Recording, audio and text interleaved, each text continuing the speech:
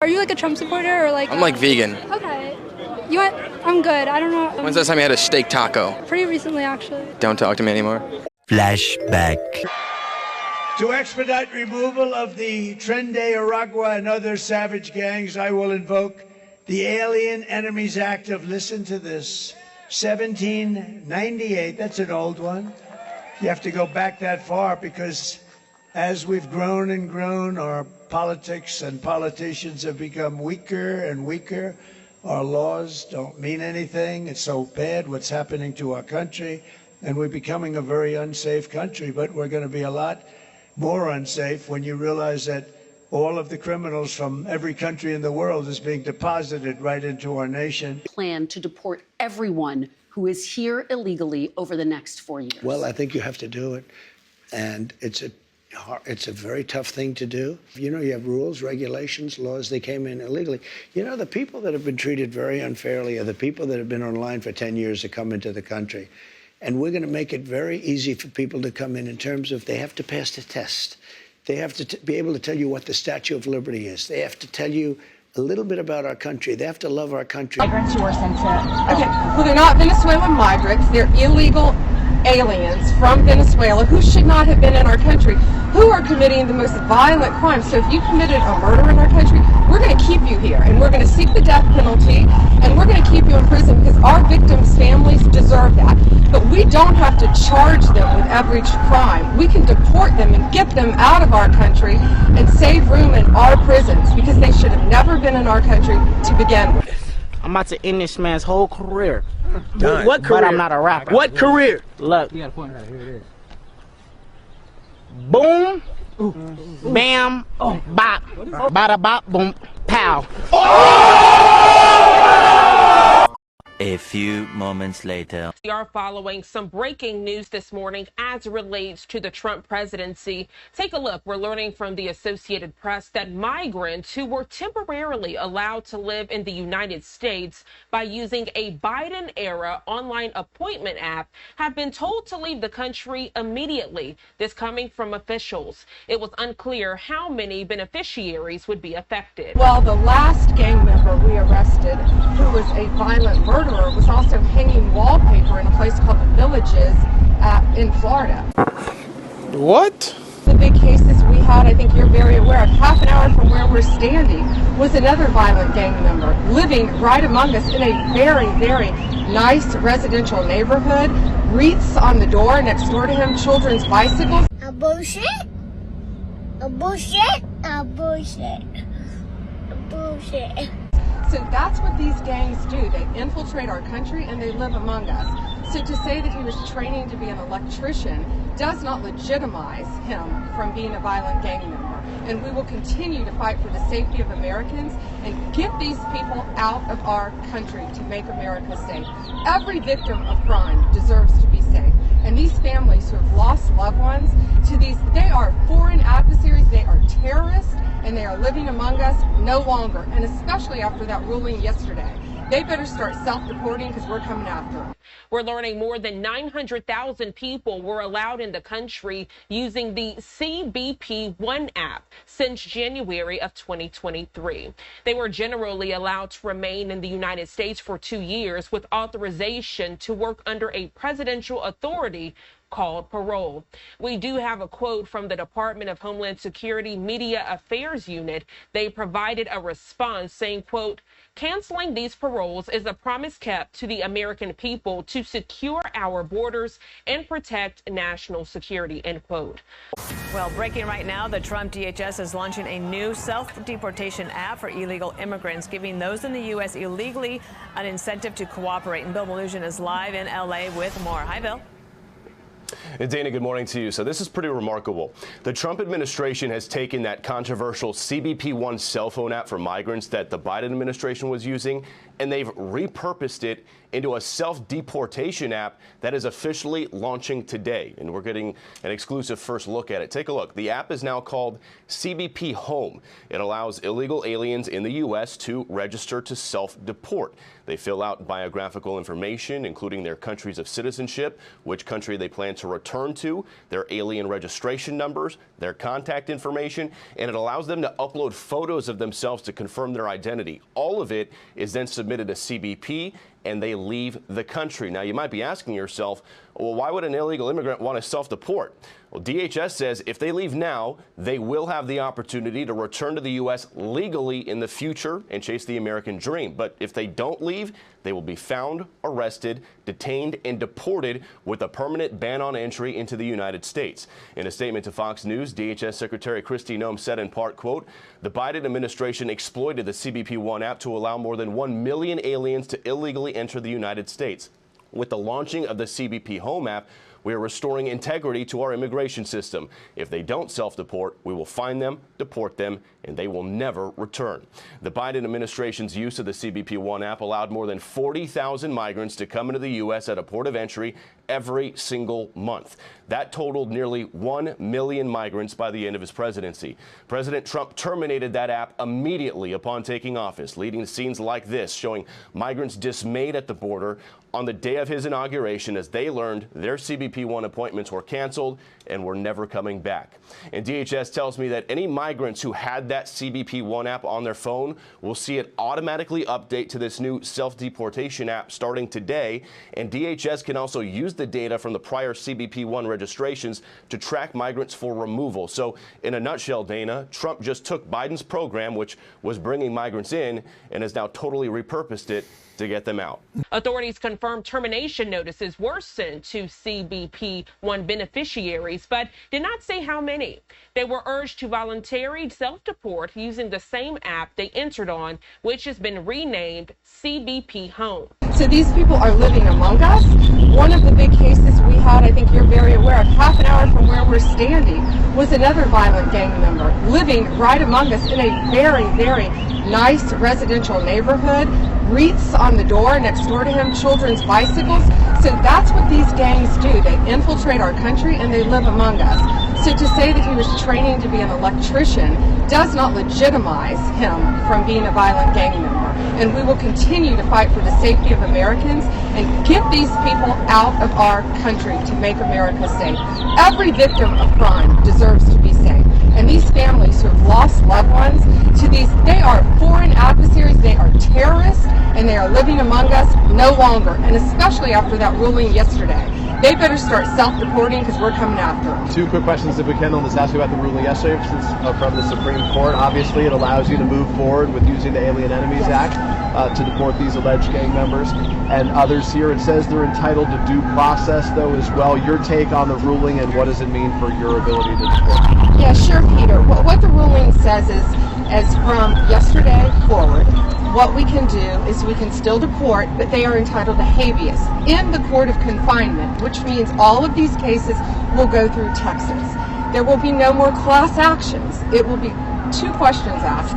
Do you qualify under alien enemies, and are you a violent gang member? Are you a member of TDA? That's what will be asked. Let me ask you about the DHS. The administration broadly has revoked the legal status of those individuals who came in from south of the border through the CBP app that was produced by the former administration.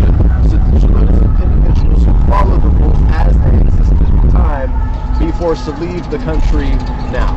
Well, Peter, the rules at the time weren't fair. The rules were dangerous to Americans. I went to the border in September. I was in Yuma, Arizona, and I saw piles and piles of driver's license, IDs, passports from every country you can imagine thrown at the gate. They were handed cell phones, the CBP app, what you were discussing.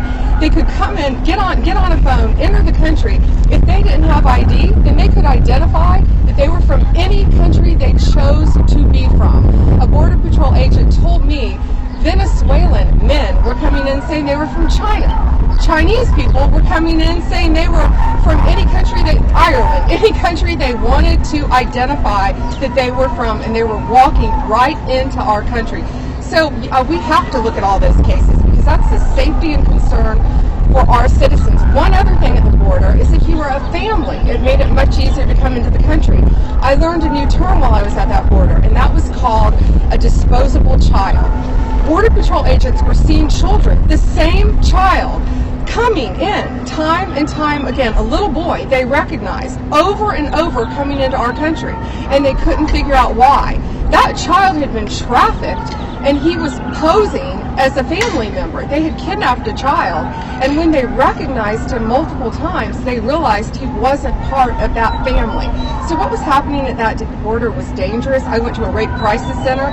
Nothing at that border was humane, and nothing protected American citizens, nor many of the people coming through it, because I firmly believe many of those women and children were trafficked. Attorney General, 60 Minutes found that 75% of the immigrants who were sent to El Salvador do not have public criminal records. Is that true? Do you mean in our country? The Venezuelan migrants who were sent to... Okay, well, they're not Venezuelan migrants. They're illegal aliens from Venezuela who should not have been in our country, who are committing the most violent crimes. So if you committed a murder in our country, we're going to keep you here, and we're going to seek the death penalty, and we're going to keep you in prison because our victims' families deserve that. But we don't have to charge them with every crime. We can deport them and get them out of our country and save room in our prisons because they should have never been in our country to begin with. So you confirm they didn't commit a crime, right? Is that what you're... The Associated Press reviewed an email received that says, quote, "It's time for you to abandon the U.S." That coming from the Department of Homeland Security. It was written to a Honduran family that entered the U.S. at the end of last year. Others shared the same email on social media platforms. To provide some perspective, if you're not familiar with CBP-1, it was a cornerstone of the Biden administration's strategy to create and expand legal pathways to enter the United States in an attempt to discourage illegal border crossings. Well, by the end of December, 936,500 people had been allowed to enter with CBP-1 appointments at border crossings with Mexico. President Donald Trump entered and ended CBP-1 for new entrants on his first day in office, stranding thousands in Mexico who had appointments into early February. President Trump has ended and revoked temporary status for many who benefited under Biden's policies. Homeland Security saying on Monday that Biden's use of parole authority more than any president since it was created back in 1952 further fueled the worst border crisis in U.S. history. Homeland Security saying last month that it was revoking another form of parole for 532,000 people from Cuba, Haiti, Nicaragua, and Venezuela who flew to the country at their own expense with a financial sponsor. That ends April 24th. They're not abiding by what President Trump said. They're allowing men and women's sports. And in the case right now, what we did last night, some breaking news, we pulled all non-essential funding from the Department of Corrections in Maine because they were allowing a man in a woman's prison, a giant 6'1", 245-pound guy who committed a double murder with a knife, stabbed his parents to death and the family dog, and he identified as a woman. So they were letting him be housed in a female prison. No longer. We will pull your funding. We will protect women in prison. We will protect women in sports. We will protect women throughout this country. No more of that. The Trump administration plans to fine migrants under deportation orders up to $998 a day. Those who fail to leave the U.S. could reportedly face property seizures under expanded enforcement rules. The fines are based on a 1996 immigration law that was enforced for the first time in Trump's first term. Trump now plans to apply the penalties retroactively for up to 5 years. This could lead to total fines exceeding $1 million per migrant, according to a Trump official. Emails show that the White House wants Customs and Border Protection to manage the fines and seizures. The Justice Department's Asset Forfeiture Division may also be used to seize migrants' property. The Department of Homeland Security warned of the fines in a social media post on March 31st. A DHS spokesperson said that those who fail to leave will face consequences, including daily fines. The planned fines target the roughly 1.4 million migrants who have been ordered removed by an immigration judge.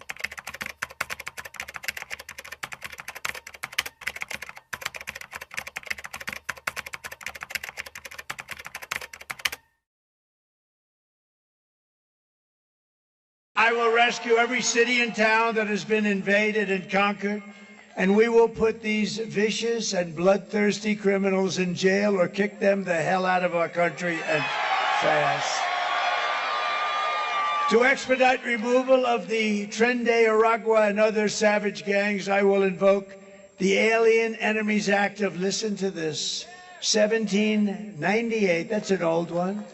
You have to go back that far because as we've grown and grown, our politics and politicians have become weaker and weaker.